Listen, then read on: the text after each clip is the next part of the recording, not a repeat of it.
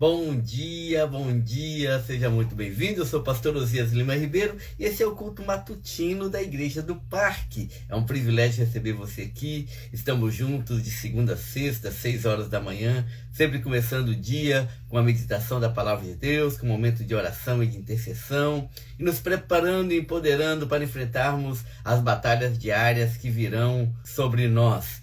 E nessa manhã eu quero te convidar a refletir comigo sobre esse tema, a razão da nossa esperança. O texto é a primeira carta de Pedro, capítulo 3, versículo 15, que diz assim: Antes, santificai a Cristo como Senhor em vosso coração. Estais sempre preparados para responder com mansidão e temor a qualquer um que vos pedir a razão da esperança que há em vós. Pedro, nessa carta, principalmente nesse capítulo 3, ele vai tratar do sofrimento. Ele vai falar sobre a dor, o sofrimento, a perseguição e a opressão que a igreja enfrenta. Ele vai falar por que nós sofremos tanto, por que os cristãos são oprimidos, são perseguidos.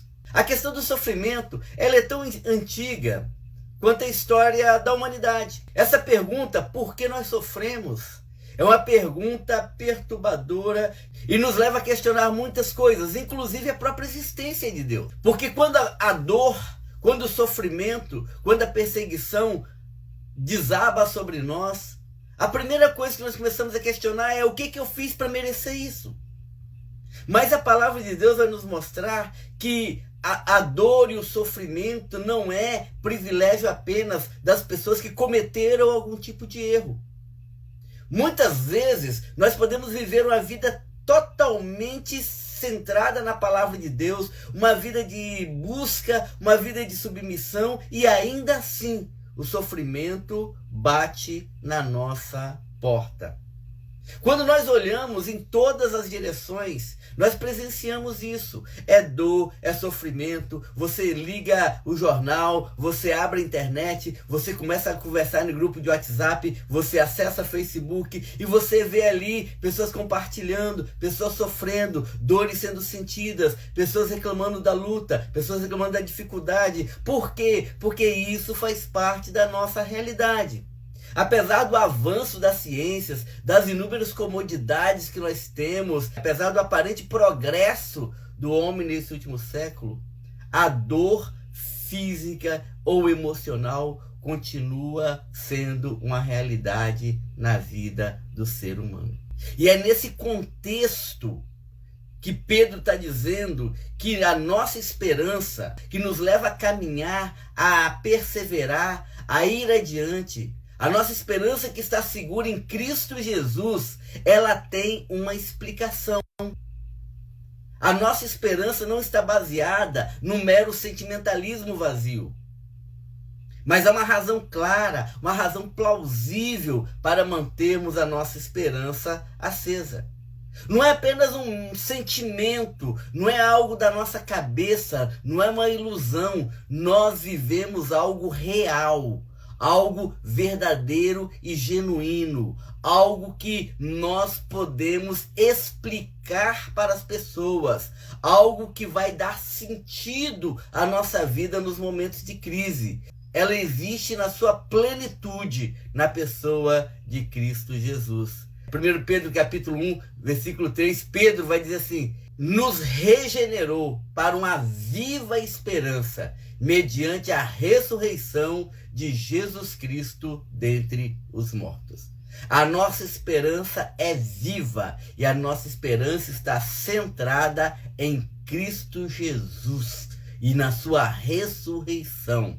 A primeira coisa que nós precisamos entender em relação à questão da esperança em meio à dor é a realidade do sofrimento. Nós precisamos entender, queridos, que o fato de sermos cristãos não nos coloca numa redoma, não nos coloca numa blindagem espiritual, garantindo para nós uma proteção que é superior à proteção das outras pessoas. Muito pelo contrário, nós vivemos as mesmas lutas, as mesmas provas, as mesmas batalhas. A nossa conduta cristã não é suficiente para nos isentar da dor, do sofrimento. Tomar decisões adequadas, viver uma vida piedosa, nos ajuda a prevenir muitos dissabores, a muitas angústias de alma, mas isso não nos afasta do sofrimento que é inevitável. Quando nós enfrentamos batalhas e lutas e crises, a primeira coisa que a gente faz, mesmo que inconscientemente, é tentar encontrar o responsável. É tentar fazer uma transferência para racionalizar a dor. Mas Pedro diz, você não está aqui para racionalizar a dor, você está aqui para racionalizar a sua esperança no meio da dor. Porque quando você tem convicção daquilo que você é, de quem você crê e de para onde você vai, a dor não consegue te arrancar a expectativa de que as coisas vão terminar bem. E para manter essa esperança viva, Pedro vai dizer assim, antes santificai a Cristo como Senhor em vosso coração. Santificar a Cristo significa colocar Jesus Cristo como Senhor de maneira absoluta. Olha o que diz Paulo em Filipenses capítulo 4, versículos de 6 a 7. Não andeis ansiosos por coisa alguma. Em tudo, porém, sejam conhecidas diante de Deus as vossas petições, pela oração, pela súplica, com ações de graças. E a paz de Deus, que excede a todo entendimento, guardará o vosso coração e a vossa mente em Cristo Jesus. Diante da hostilidade, diante da opressão, diante da angústia, a coisa mais importante, a primeira atitude que nós como cristãos devemos ter é santificar a Cristo em nosso coração. Antes de qualquer coisa, Jesus deve ser consagrado, reverenciado no interior do nosso ser, de modo a ocupar a primazia da nossa existência. Qual é o discurso que o mundo traz para nós quando estamos em meio ao sofrimento? É o discurso da mulher de Jó. Você ainda vai permanecer fiel? Amaldiçoa seu Deus e morra. Infelizmente, muitas pessoas perdem a perspectiva do que Deus está fazendo na sua vida. Se entrega à dor e ao sofrimento, e ao se entregar à dor e ao sofrimento, acabam minando o seu relacionamento com Deus, perdendo o seu link com o Senhor. Pedro ele vai dizer que uma vez que a esperança é viva e ela foi obtida por meio da ressurreição de Cristo Jesus, a base da nossa esperança, a certeza, a convicção da nossa vida, da nossa alegria, da nossa plenitude diante da dor, está também na ressurreição. Nós não somos irracionais para suportar a perseguição e dizer, tá bom, tudo tá legal, vamos sofrer porque tem que sofrer mesmo e pronto. Não! Há uma razão para isso. A dor dói. A ferida fere. Machuca a alma. E a Bíblia não está dizendo para nós nos alienarmos do sentimento de dor. Não é isso. A Bíblia está dizendo que no momento da dor, nós devemos trazer à memória aquilo que nos dá esperança.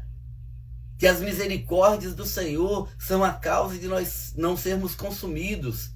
E que as suas misericórdias se renovam toda manhã. Isso significa que nós vivemos muito além do mundo visível. Temos uma fonte de poder que não está no mundo físico.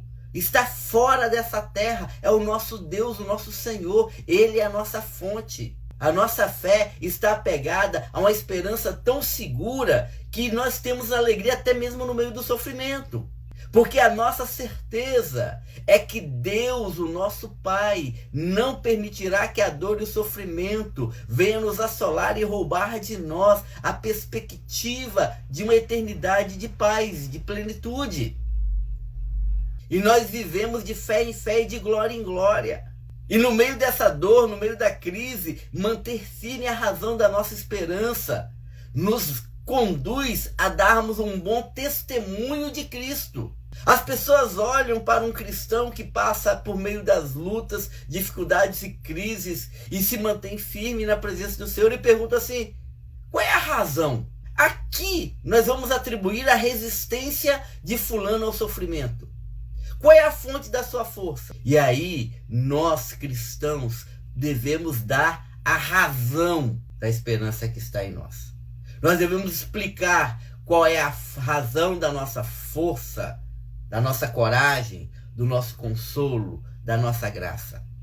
A fonte está em Deus. Nós somos orientados por Pedro a estarmos sempre preparados para responder, isso é, a fazer a apologia, a fazer uma defesa da nossa fé, a nos levantarmos e explicarmos para as pessoas qual é a razão da esperança que há em nós. Assim, se alguém nos perguntar por que nós mantemos a nossa fé, por que nós vamos continuar vivendo em fidelidade a Cristo, a resposta é que Deus, o nosso Senhor, é quem nos tem sustentado em todas as nossas batalhas. O propósito dessa apologia que Pedro diz não é vencer debates, não é convencer pessoas, mas sim dar um testemunho vivo e conduzir pessoas ao Evangelho. Afinal, ganhar uma alma é mais importante do que ganhar uma briga, ganhar uma discussão. Por isso que Pedro vai dizer assim, responder com mansidão e reverência. O mundo, ele observa a nossa maneira de ser. E a maneira mais eficaz de demonstrarmos a razão da nossa esperança aos descrentes e àqueles que questionam a nossa fé é mediante a nossa conduta pessoal. Argumentos teóricos, argumentos teológicos são importantes, mas a menos que eles sejam corroborados pelo nosso testemunho de vida e o poder do Espírito sobre nós, eles não passarão de palavras vazias. Por isso, estejamos sempre prontos para em toda e qualquer circunstância podermos dar o testemunho vivo e eficaz, respondendo com mansidão e temor a qualquer um que pedir a razão da nossa fé. Que nós possamos olhar para Cristo, autor e consumador da fé, e crermos na ressurreição, na vida eterna. Crermos que essa luta, batalha, dificuldade e crise que enfrentamos aqui é transitória e que lá está a nossa esperança. Lá está a nossa alegria. E assim nós enfrentaremos tudo que o mundo jogar contra nós. Todas as lutas, batalhas e crises. Todas as dores, por mais terríveis que sejam, elas serão vencidas se nós tivermos a perspectiva daquilo que Deus tem preparado para nós. Amém? Vamos orar? Pai, nós queremos te agradecer, ó Deus, pela tua graça, pela tua misericórdia. Queremos, ó Deus, consagrar ao Senhor nossas vidas, as lutas, as dores, as crises que enfrentamos. Dores não apenas físicas, mas também dores emocionais, angústias, sofrimentos que tentam nos assolar, que tentam roubar de nós a nossa paz. Mas, Deus, nós declaramos que no Senhor nós encontramos a verdadeira paz. Mesmo em meio aos vendavais, mesmo em meio às crises, mesmo em meio às tempestades, nós continuamos crendo e confiando no seu nome. Tenhamos um dia poderoso, tenhamos um dia, ó Deus, exponencial, que o Senhor possa nos guardar e nos livrar do mal. Nós te celebramos, nós te adoramos em nome de Jesus. Amém. Amém. Que Deus abençoe sua vida. Eu sou o pastor Osias Lima Ribeiro, esse é o culto matutino da Igreja do Parque. A Igreja do Parque, ela fica aqui no Parque Residencial Laranjeiras, na rua Pablo Picasso, número 70. Eu quero te pedir, se você ainda não se inscreveu no nosso canal, se inscreva, dê o seu like e nos ajude a impulsionar o nosso canal. Deus te abençoe poderosamente, tenha um dia pleno na presença do Senhor. Um beijo no seu coração, fica na paz.